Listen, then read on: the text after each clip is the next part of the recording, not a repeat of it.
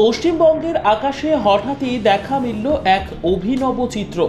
অভিনব বললে ভুল হবে, এ যেন বিরল দৃশ্য।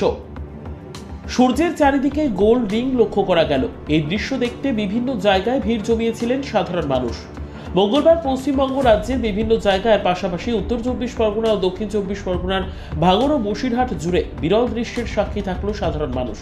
হঠাৎই সূর্যের চারিদিকে গোল রিং এই দৃশ্য দেখা যায়, আর সেই দৃশ্য দেখার জন্য ইছামতি নদীর পার সহ অন্যান্য বিভিন্ন জায়গায় ভিড় জমিয়েছিলেন সাধারণ মানুষ। তবে বিশেষজ্ঞরা জানিয়েছেন 22 ডিগ্রি বর্ণবলয় হলো এক ধরনের আলোকীয় ঘটনা।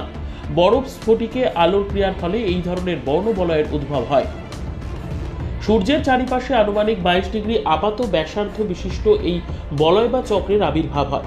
সূর্যের চারপাশে গঠিত হলে একে সূর্য বলয়, সানরিং বা গ্রীষ্ম বলয়, সামার হালো বলা হয়। বায়ুমণ্ডলে ঘনীভূত সরভুজাকার বরফ স্ফটিক সরাসরি আপতিত সূর্যের আলো প্রতিসরিত হয় এই ধরনের বর্ণবলয় গঠন করে।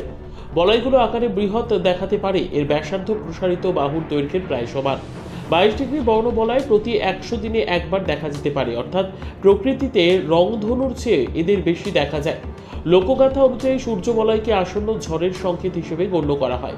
অন্যান্য বরফ ঘটিত বর্ণবলয়ের মতো আকাশে অলোক মেঘ বা অলোক স্তরী মেঘের উপস্থিতিতে 22 ডিগ্রি বর্ণবলয়ের সৃষ্টি হয়। সাধারণত বড়সড় কোনো ঝড়ের কয়েকদিন পূর্বেই এই ধরনের মেঘ বাহিত হয়ে আসে। তবে আবহাওয়ার সংশ্লিষ্ট পরিবর্তনের সময় এই ধরনের মেঘের আবির্ভাব হতে পারে। সেক্ষেত্রে 22 ডিগ্রি বর্ণবলয় থেকে খারাপ আবহাওয়ার পূর্বাভাস কার্যকর হয় না।